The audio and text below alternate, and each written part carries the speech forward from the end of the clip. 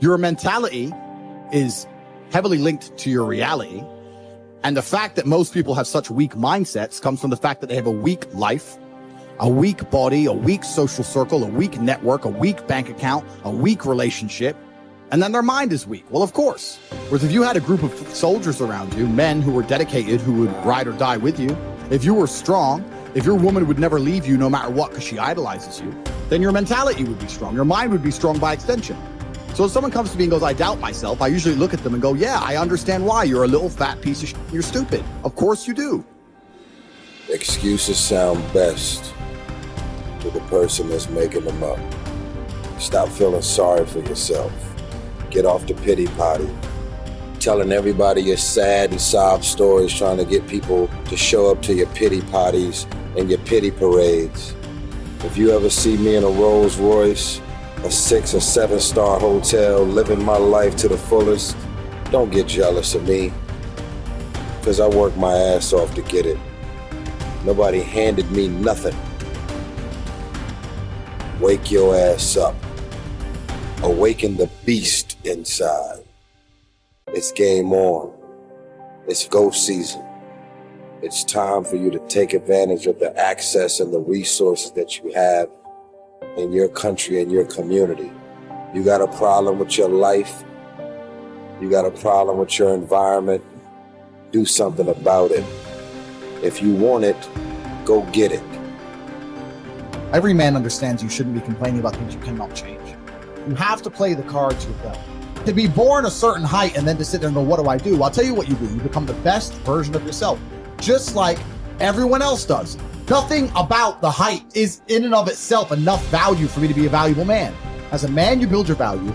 You are born with the cards you're dealt. Sure, it'd be ideal. Look, I'd love to be 7 foot tall. I'm not. So it's the same argument. If you're 5'2", you need to become rich, strong, and funny, and charismatic, and interesting, and witty. If you're 6'4", you need to become rich, strong, well-connected. It's the same game. So to sit there and complain about it is asinine.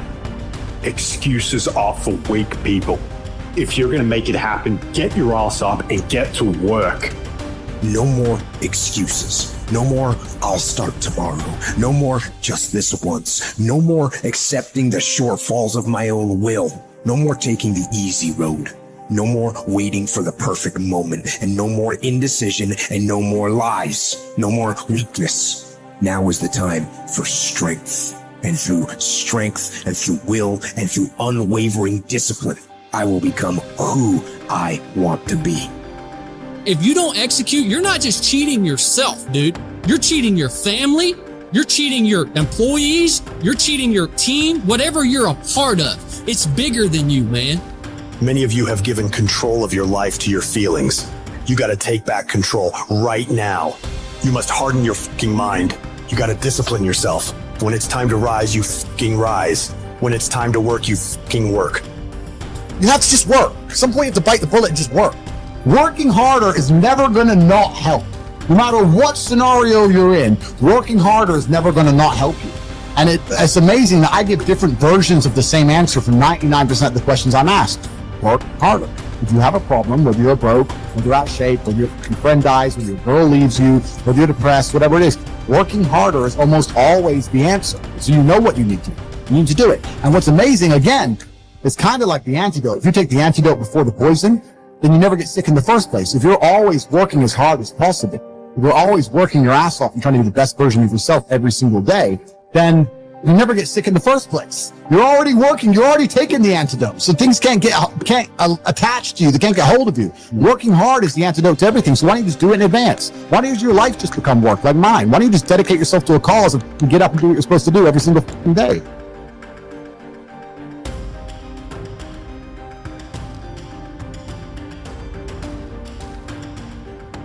I want to talk to you today because I hope that of all the talks that happen here, you forget about me, but that this changes your life. And I want to remind you of something as I begin today, that you were born to do something great with your life, that you're extraordinary. Listen to me, that you're enough, that you're special, that you're favored, that you're chosen, regardless of where you come from, regardless of what you've been carrying with you. Some of you come in here today, and you know what? You've even thought of harming yourselves.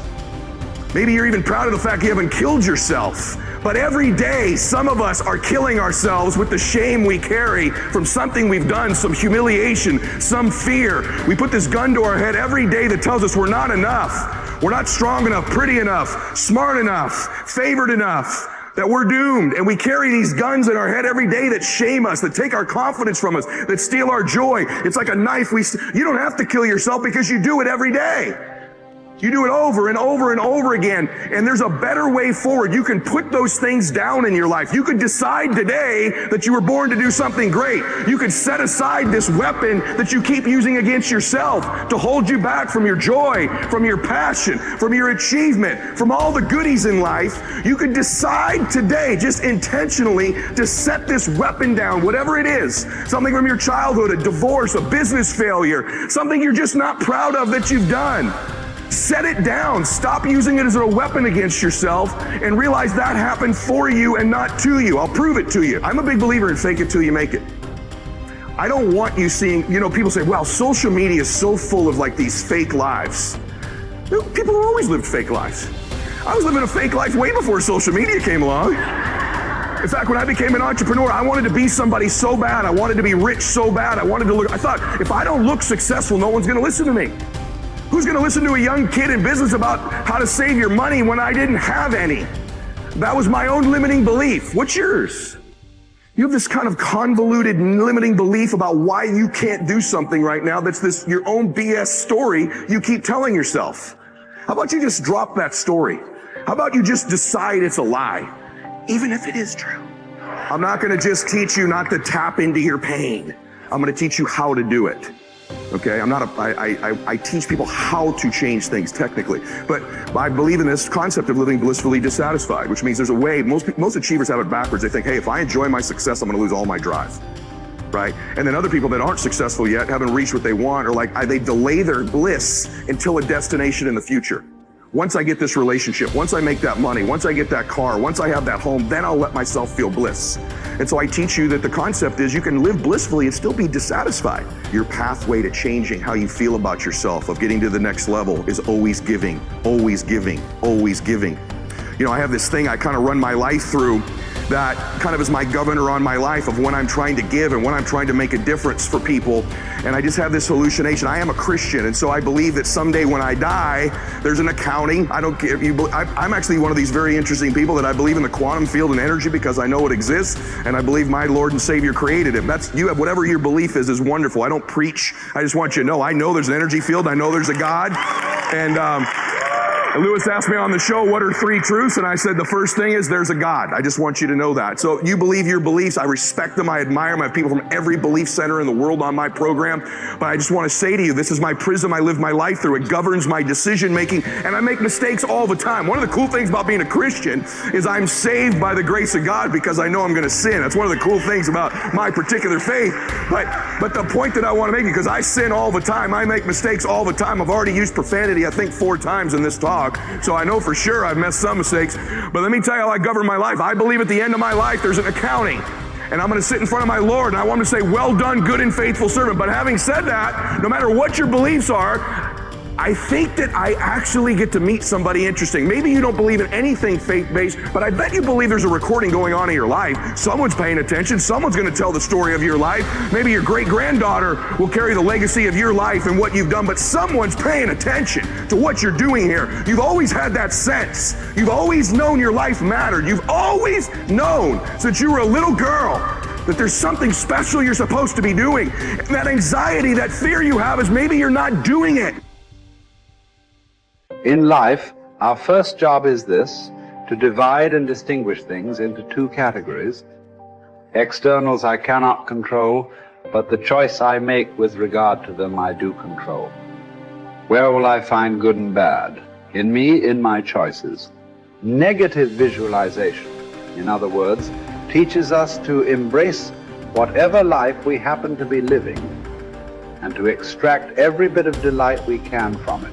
But it simultaneously teaches us to prepare ourselves for changes that will deprive us of the things that delight us. It teaches us, in other words, to enjoy what we have without clinging to it. Over the years, I have come to realize that the greatest trap in our life is not success, popularity, or power, but self-rejection. Success, popularity, and power can indeed present a great temptation, but their seductive quality often comes from the way they are part of the much larger temptation to self-rejection. When we have come to believe in the voices that call us worthless and unlovable, then success, popularity, and power are easily perceived as attractive solutions. The real trap, however, is self-rejection. As soon as someone accuses me or criticizes me, as soon as I'm rejected, left alone, or abandoned, I find myself thinking, well, that proves once again that I'm a nobody. My dark side says, I am no good. I deserve to be pushed aside, forgotten, rejected, and abandoned. Self-rejection is the greatest enemy of the spiritual life because it contradicts the sacred voice that calls us the beloved. Being the beloved constitutes the core truth of our existence. Life is neither a glorious highlight reel nor a monstrous tragedy. Every day is a good day to live and a good day to die.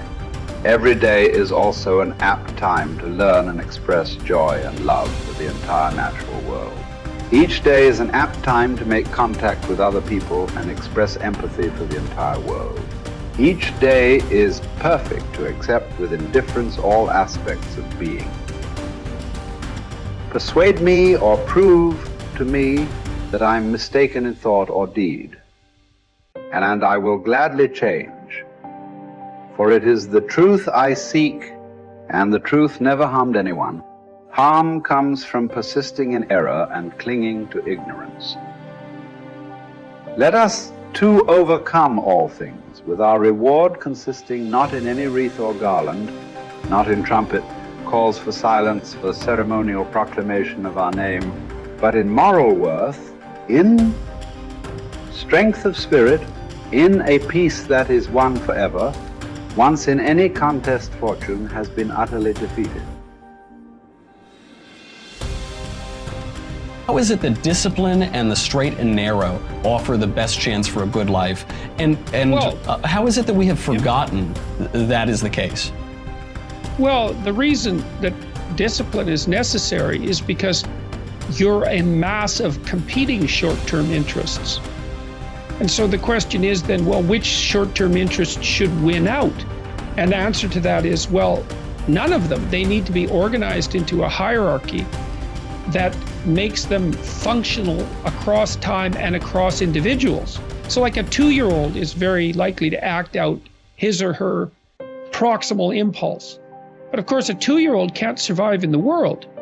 You have to bring your primary instincts, let's say, under the regulatory structure of a higher order value system that allows them to manifest themselves without undue mutual sacrifice across large spans of time in the presence of large numbers of other people.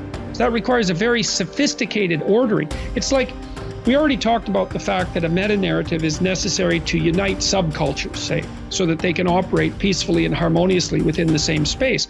The same thing applies within you, because you're an internal coalition of warring single-minded tribes, and they have to all be brought under the organizational structure of long-term collective vision, let's say. Mm-hmm. And in order to do that, you have to be disciplined. And any discipline,